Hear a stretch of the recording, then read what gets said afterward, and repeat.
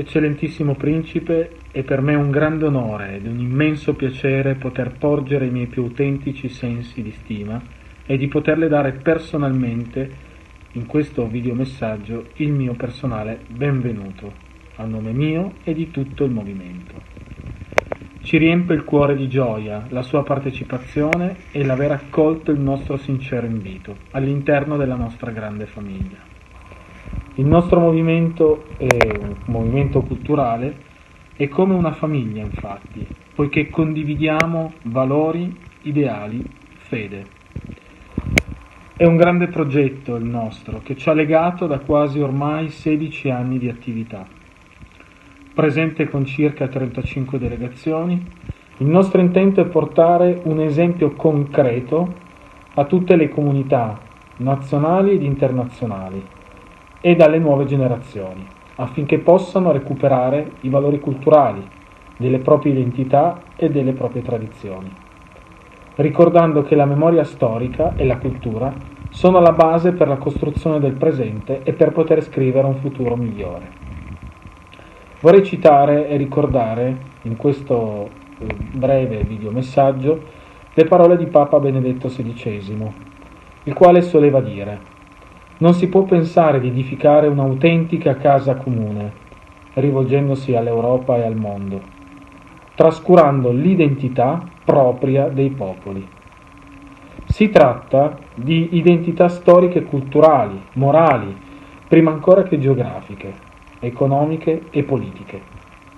Identità costituite da un insieme di valori universali che il cristianesimo ha contribuito a forgiare. Ho voluto citare Papa Benedetto perché credo che queste poche parole siano il cuore della nostra attività. Oggi assistiamo ad una fase storicamente molto difficile e complessa per la storia della nostra Europa, ma per tutto il mondo. Perdita di fede, di valori, di identità, di memoria. Il Covid ha dato il colpo di grazia ad un sistema già decadente. Ma, come oggi, risulta necessario riscoprire le nostre radici, quelle cristiane e culturali, con fierezza.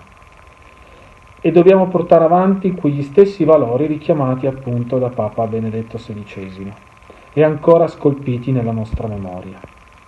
Per tutto questo è nato il nostro movimento, Rinnovamento nella Tradizione, nel lontano 2005. Desidero far giungere a lei, Principe, il mio più cordiale saluto, con la promessa che in noi troverà sempre un valido sostegno e un riferimento per i nostri comuni ideali. Ringraziandola, le giungono dall'Italia i miei più autentici sensi di stima, con l'augurio di poterla vedere e incontrare presto. Concludo ringraziando calorosamente e con immensa gratitudine il presidente vicario dottor Ezechiel Toti e la brillante Caterina Radzichewski per il lavoro svolto. Con i migliori auguri vi porgo il mio più sincero saluto. Gracias. Bienvenidos todos. Hoy tenemos al príncipe Gharios. Quisiera decir mi mensaje en inglés para que sea comprensible a todas las naciones que puedan escuchar esta entrevista. Así que si me permiten voy a leer el presente discurso. It is a great pleasure for me to present this interview that I think will be not only interesting due to the charismatic profile of the interview and the interviewer, but also a great contribution to the demystification of prejudice against the monarchy. Prince Gharios El Chemor, recently appointed member of the Collegio Nobile of our movement, Croce Reale, reflects very well our intention to renew traditions and protect people's identities. The world is in crisis, and in those countries where a legitimate tradition allows it, it is a wise alternative to consider the benefits of monarchy. Every crisis brings an opportunity, and step by step, we will have quite the opportunity to give the proper place to figures who are super partes of politics, which means above the politics, favoring union, continuity, and stability against the current and dangerous extremisms of the modern world. As Gustav Mahler said, tradition is not the worship of ashes, but the preservation of fire. May the fire of these eternal values burn in our hearts for the sake of all humanity, and may the Lord and our sweet mother bless you all. Cheers. Beautiful. Perfect. Es con placer. Estoy a disposición para todo que quiera. Muchísimas gracias por la indicación al Colegio Nobile. Estoy a su disposición para lo que quiera. Muchísimas gracias. Muchas gracias. Del mismo modo aquí, Alteza, espero que haya una segunda oportunidad para otra entrevista. Y los dejo que la magia fluya. Thank you very much. Gracias. Okay, so good evening, Prince Gharios. I'm glad to meet you finally, and I'm honored to have the opportunity of interviewing you. First of all, it will be a great start to tell our audience a little bit of your story, where you were born and where you are currently based. Okay. Primeramente voy a hacer una presentación en portuñol, que es mi español, es portuñol. Quiero agradecer a Caterina, a Ezequiel, a todos. Es un placer, es un honor para mí estar hablando con todos, promoviendo la monarquía para todos los que están nos están escuchando y viendo, sí. Escuchando, sí. Well, about my history. Well, I was born and raised in Brazil, your neighbor there. Yes. In Paraná State, which is borders, and we have the falls, the Iguaçu Falls. Oh, in my state. I've been there last year. Yeah. So I'm very close to Argentina. I've been there many times. Wonderful, wonderful people. I was always, despite of the football rivalry, I was always very well treated, and I love Buenos Aires. It's one of the most beautiful cities in the world, and Brazil has beautiful cities and beautiful places, but the architecture of Buenos Aires for me is amazing. There's no city in Latin America like Buenos Aires for me, and it has food something from Paris and something from Madrid. Yes, exactly. And the beautiful, beautiful people. Everybody's beautiful there. And the food is amazing. I miss so much the food. And so it's a real pleasure for me. And about my Portuñol, the second time I met Pope Francis, I made a joke with him. And if you see my picture that he's laughing a lot, is because yes. I asked him if he wanted me to talk to him in Italian or in Portuñol. And then he, of course, Argentinians and Brazilians understand the Portuñol joke. So yes. he was laughing about it. Yeah, so I was born there because my father's family left today's Lebanon. But here's the thing. Lebanon was only created in 1946 as a country. So back then there was no Lebanon. It was a province of the Ottoman Empire. Yes. So until the 18th century, you have some principalities inside the independent and sovereign, one being my family's, because we had a big kingdom in Syria and Jordan, all this northern part of the peninsula, which is called the Levant. And we used to rule that area.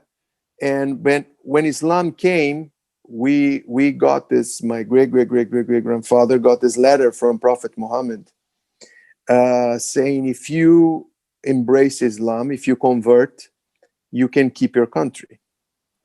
And of course, my ancestor was very upset, and he sent the message back with the head of the messenger. Yeah, back then was different. That was the answer. But of course, I think like 70 years passed. There was another ancestor of mine, the King Charbel, and for a series of reasons that would take like 1 hour explaining, the war from our kingdom allied with the Byzantine Empire or the Eastern Roman Empire was lost, and then they took all that region that used to belong to us. but we still have a lot of families there that claim to descend from our people. So this is a very vivid identity. Well, my ancestors, the royal family, then went up to today's Lebanon because of the altitude. It's a very high mountainous place. And I really suggest that you and the people listening to us could watch the documentary, The Christian Kings of the Middle East, because it's very explained there.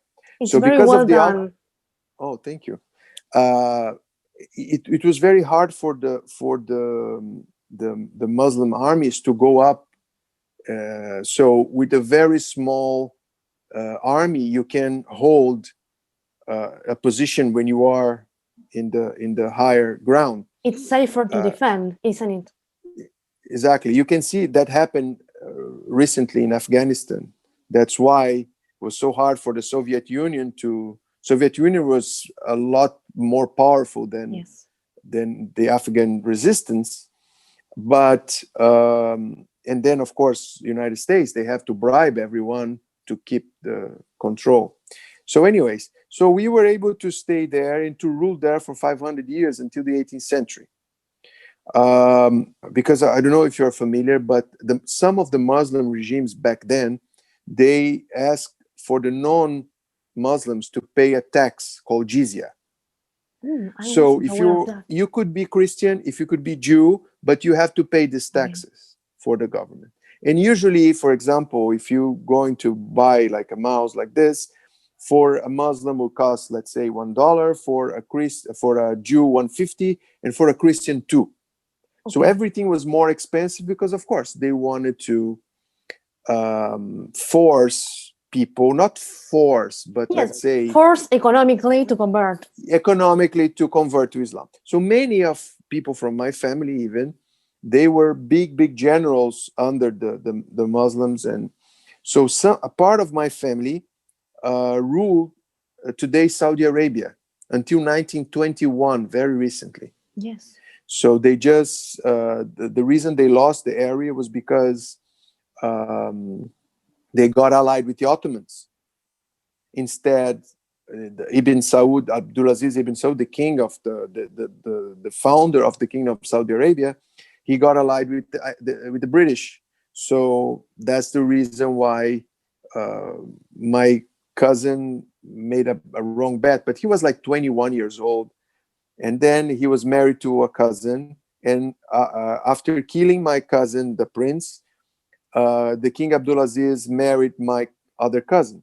So the last king of Saudi Arabia, you have King Abdullah that passed away. He was my cousin from his mother's side. So what happened was this: the Ottomans, they tried to kill half of the Lebanese population, half of the population of the Mount Lebanon, so 200,000 people. And they went against all the Christian noble and royal families, forcing them to leave, to move. So my family was in the middle of that. So they went to Brazil because it was the largest Catholic country in the world. You explained that on the documentary. A lot of those families emigrated to America. Yes, and we have a very large population in Brazil. So you have between 8 and 12 million Lebanese in Brazil, and in Lebanon you have only 4. So you have more Lebanese in Brazil than in Lebanon. So so then my father was born in Brazil. I was born in Brazil. My mother is Italian, British, and French. So I got a lot of the Italian and European education. And my grandfather was Maronite, but because there's no Maronite church in Curitiba, in my city, my father and I were raised Roman Catholic. So we were both raised in the Latin Rite. So I think that explains how I ended up in Brazil. Why did you move to the United States? When did you move and why? Yeah, well, in 1997, I started coming here because I started with Steven Seagal, and I was working with him in some productions of movies. I was his student. I always been involved in Brazil with film and TV. I come from a theater background, so I learned like classical Greek, Shakespeare, all of this I've studied. And I even started, I always had like a corporate side, and I always had my artistic side. I could never leave my artistic side. So I started directing theater, professional theater plays in Brazil. And then I had a couple of shows, comedy, and I always wanted to work with action. So in 2010, I got in touch with this manager, and she was friends with John Travolta, Tom Cruise, and she said, "No, you have to come here." We signed a 3 years contract, and then I came, but nothing happened. But I was able to continue, and then I dedicated myself more to the Royal House, which was good because we got accreditation by the UN. We got all these recognitions. In last year, we got officially recognized by the Lebanese presidency, the government, because it was a presidential decree signed by the president, by the head of the prime minister, and the whole cabinet of the ministers. So it was a very bold and strong recognition. Amazing. Thank you very much, Prince Gharios. Thank you. Well, My pleasure. English historian Michael Wood says the following: "The tale of someone's life begins before they are born. If I look back, me, Caterina, and think about my own family tree, the oldest ancestor I have knowledge of is my Ukrainian great-great-grandmother. Who is the oldest ancestor you have knowledge of, and what do you know about him or her?" Well, first, I have a theory about Ukrainian women are the most beautiful in the world. Well, thank you. So, yeah, it applies to you, by the way. From my mother's side, I have my oldest ancestor is Romedio Foganti, Italian, 1608, something like that. So 400 years back. But from my father's side, I can go even, they put my genealogy on the genie.com, which is, they integrate, I don't know how accurate that is. And they went back to the first Arab king, like 800 and something before Christ. But I have the genealogy I had complete from the first king of Ghassan, which is in the year 220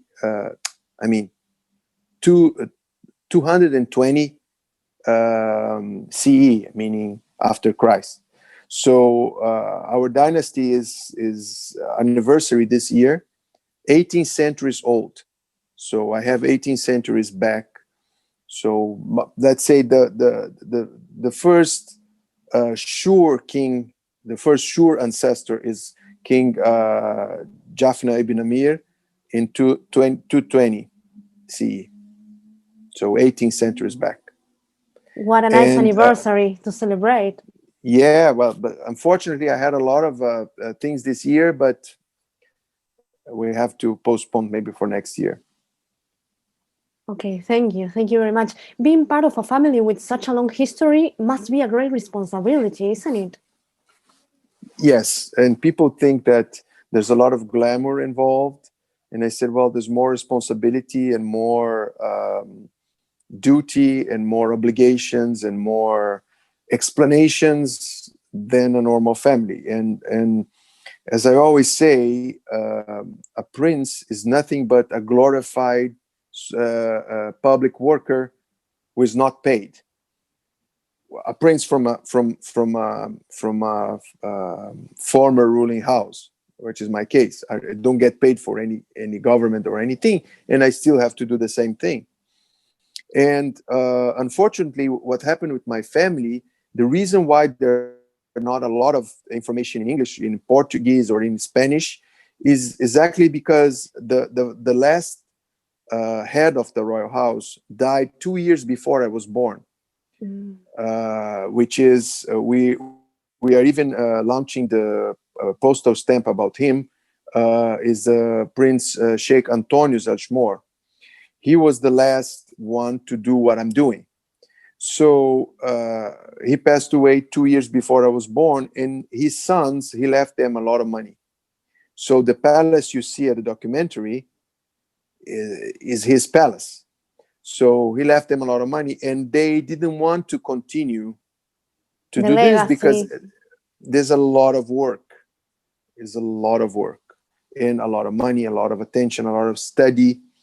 So, and because you have different laws of succession, meaning, for example, in European monarchies, you have to do like primogeniture, like the oldest son or oldest daughter inherits the title. The Arab monarchies, all the male descendants from the last ruler compete equally.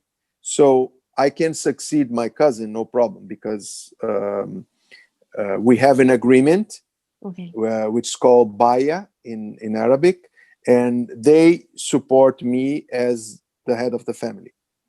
So, but I had to pick up something from 40 years ago, 30 some years ago, and start from almost from scratch.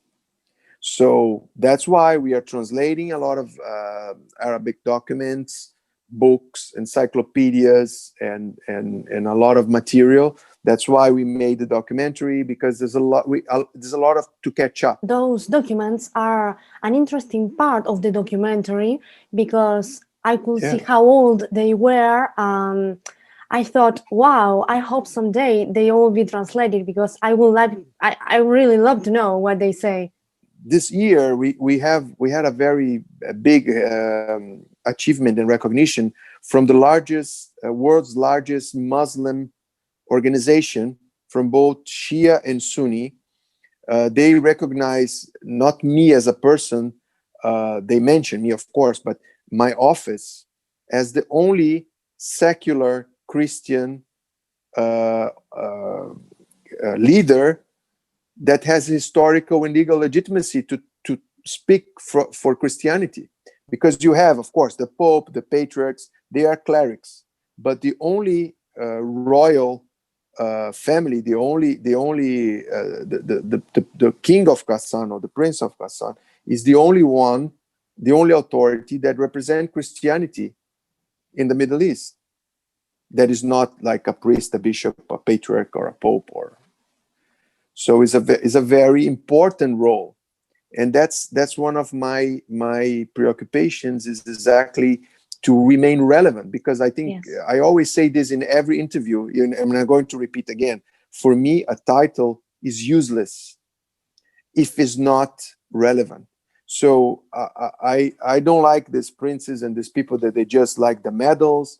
They don't do anything for their people or for the society. So I think that's like an old museum piece. It's important, has history, has its importance, but if you leave it in the museum, lost in a museum, it's okay. But if you want to be relevant, if you want to be active, that's what I want. I want to help my people, and I want to be relevant. And to be in power or not, it doesn't matter. You can help. There's a lot of things we can do, and we are doing. And so the fact that you are not in power cannot be an excuse to not perform your duties. Because as I always say, you can lose your privileges, but your duties are still there.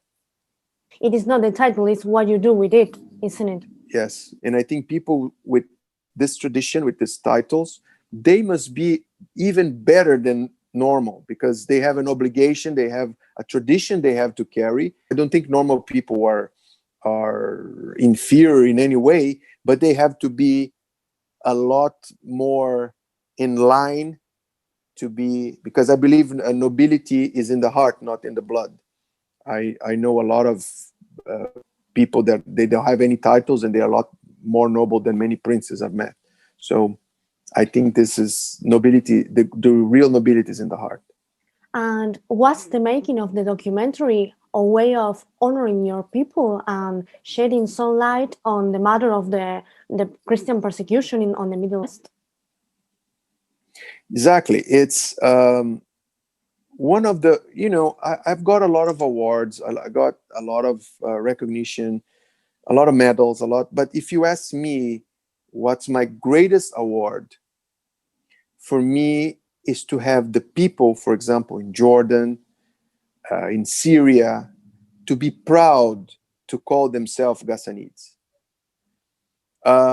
It doesn't matter. The Muslim families recognize me. The Christian families recognize me and follow me. But they are back being proud. Because in the Middle East, the equivalent for someone to be like a very proud, if they say, oh, I descend from the Prophet, that's like a big thing. But for a Christian, is to be a Ghassanid. That's the highest thing you can be, because we are known as the defenders of Christianity forever. We always been defending Christianity. We've always been. It was funny because if you go to my Instagram, you can find this cartoon of me. I was interviewed in 2014 by Al-Arab newspaper of London, which is in Arab, goes all the Arab countries. And they made a cartoon of me with a turban and with a lot of modern buildings behind. And they said that because, remember, back then was the Islamic State appeared. So they put, the headline was the Abu Bakr al-Baghdadi, the caliph of the Islamic State, awakened the king of the Ghassanids. Like we are, they are the evil and we are the good. So because of the Islamic State, the king of Ghassan was awakened.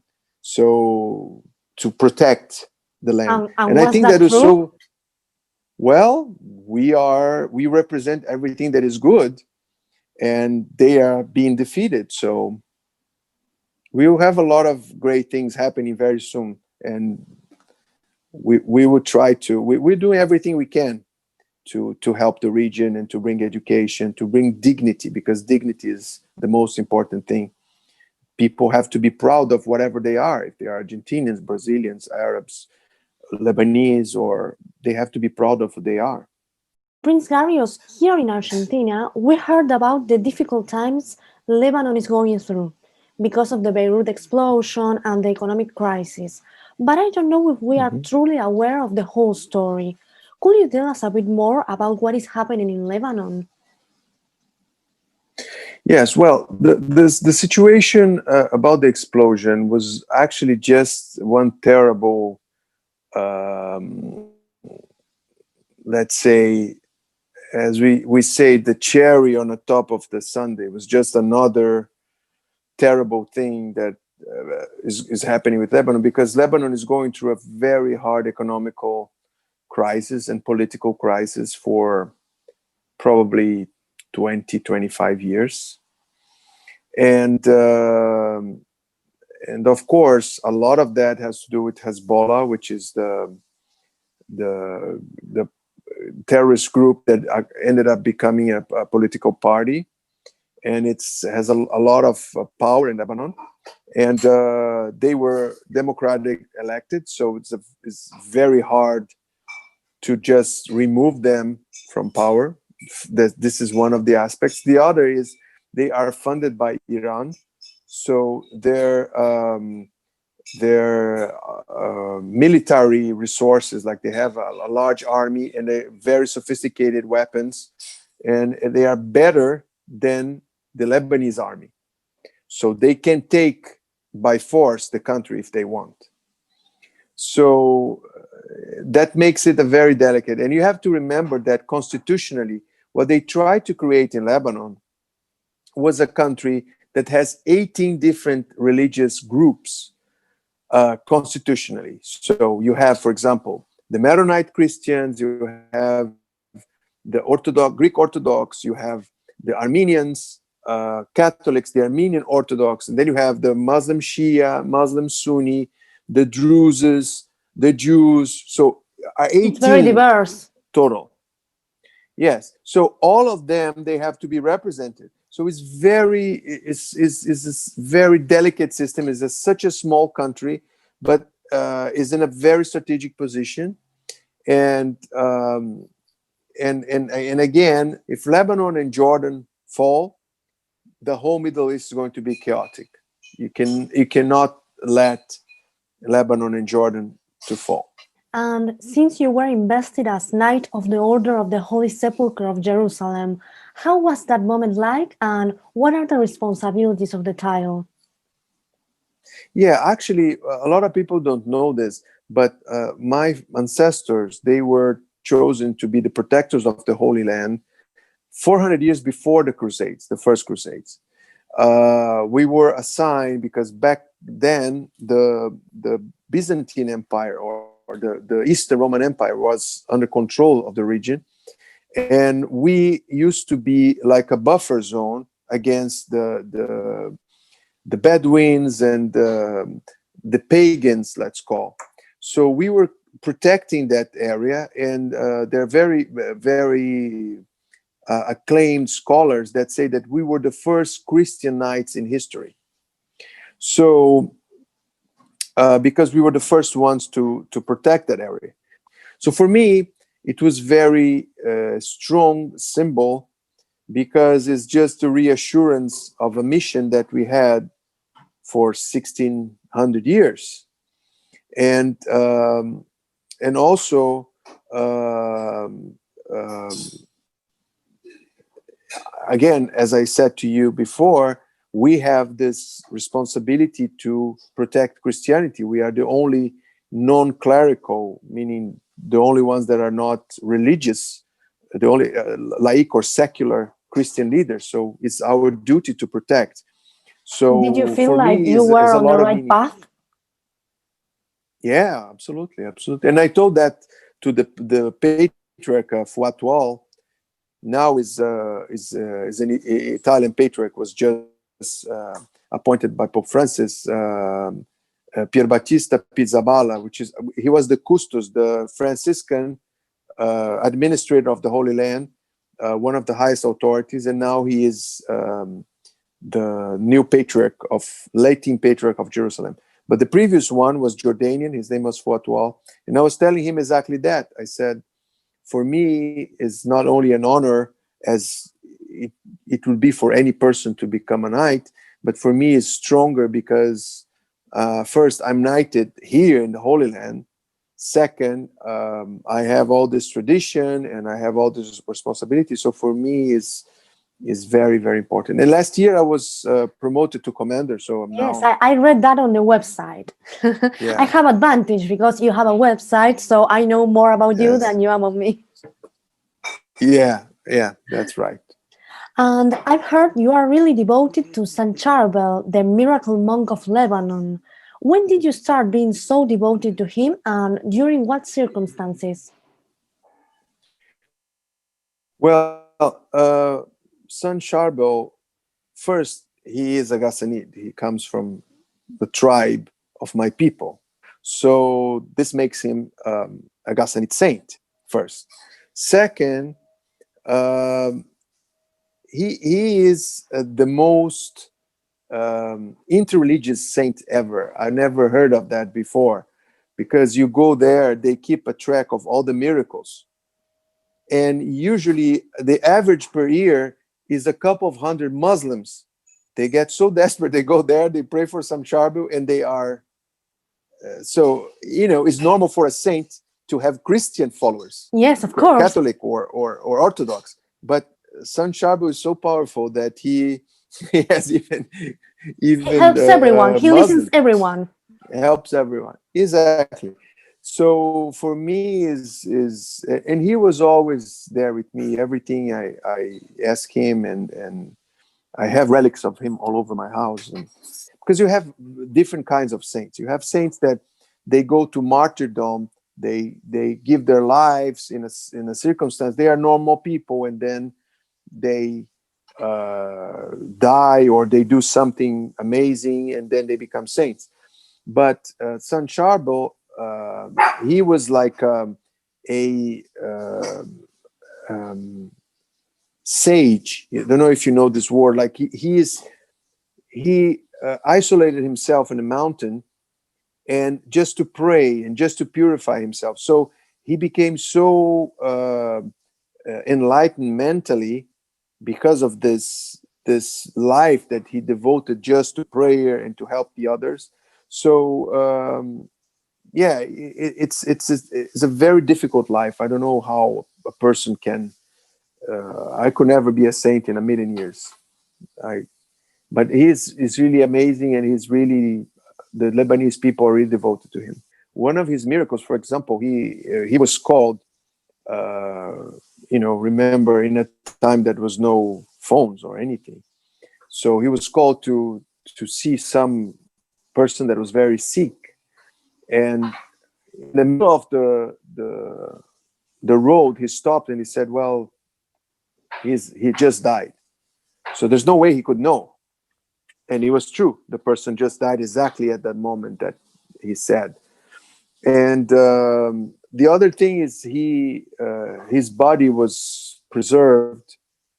It's a lot of miracles that his life was very.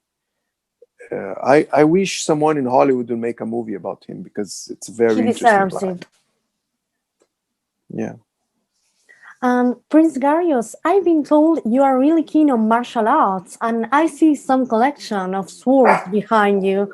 Ezequiel Totti, president of the R19's Argentina delegation, has done Japanese and Chinese martial arts, especially Wing Chun with Sifu Cejas, disciple of James Lee. I'd like to know the difference between Japanese and Chinese martial arts, because I am not very versed in that. Okay, well, the martial arts, they actually are very tied to the Buddhist religion, the Buddhism. So they pretty much started in India. And from India, they travel the same path that the Buddhism travels. So they started in India, and from India, they went to China, from China to Korea and Japan. Of course, you have ancient systems of fighting, but the martial arts, the way we know them, they are connected in the beginning with these monks that are from India and from China, and they had to learn how to defend themselves, and they codified all these systems, and then they start passing this knowledge from master to disciple until our days. There's no actual difference in terms of you have the same style of martial arts in the Chinese tradition and the Japanese tradition, meaning punches and kicks, and then you have different ones. You have like jiu-jitsu, which is wrestling, and you have aikido, which is projection and locks and arm locks and wrist locks. But in my personal experience, I've studied many. I started at 5 years old, so I'm 47 now. So I have 42 years of martial arts. And I adapted myself more with Aikido because I was always heavy. I was never very flexible. Like I'm not. I have a friend of mine which is the highest ninja here in the United States. So I told him, I can never be a ninja because I cannot jump here and there. Like I'll be like the worst ninja in the world. I have a black belt in Aikido. I'm 5th degree black belt in Aikido. And I have black belts also in Kenpo Karate and Kobudo, which are the weapons, Japanese weapons. So, but I also train Kung Fu, Judo, as I said, other styles of Karate, Filipino martial arts, fencing, like European sword fighting. And that ruined me for all sports. So I'm terrible in all sports you can imagine because of the martial arts. Even the martial arts, I was never like, it was always harder for me to learn. I'm more mental person than a physical person. But why do you blame the martial arts? Did you focus your interest on them and you didn't pay attention to the other sports, or? No, actually, I never had a talent like for football, for example. You know, I think there you have this tradition that the two boys, they pick up the team. I want you, Yes. and you to my team, and you. So I was always the last because they never wanted me.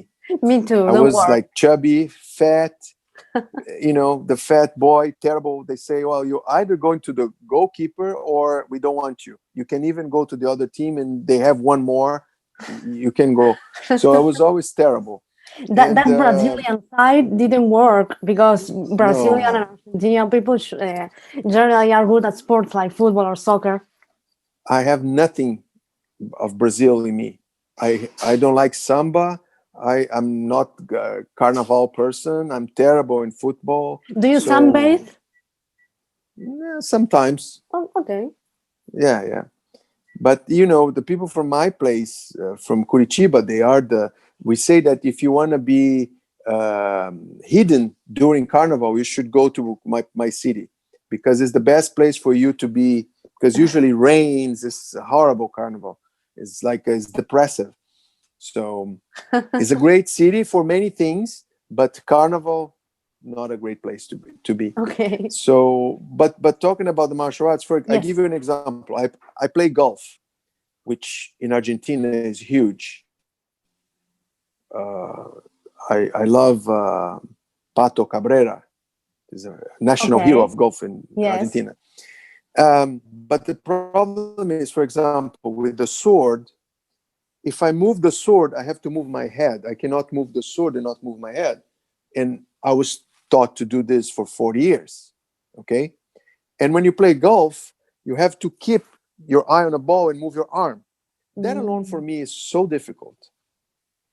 It's so difficult. So that's why I say that I gave up playing golf seriously. And now I do more like a therapy. Because if people have problems with self-esteem, they play with me and they feel Tiger Woods. They are the best. So anyways. Well, thank you for explaining to me the difference between Japanese and Chinese martial arts. I think I understand it better now. This interview has been an enriching experience, not only for me, but also for everyone at home listening to us and listening to your story, which is really interesting. I'd like to thank you for taking some time off your busy schedule to answer these questions, and I hope you have a great night. Con placer. Buenas noches. Saludos de Beverly Hills. Buenos Aires lo espera para que nos visite pronto. Con mucho gusto. Buenas noches, Príncipe Gharios. Adiós. Adiós.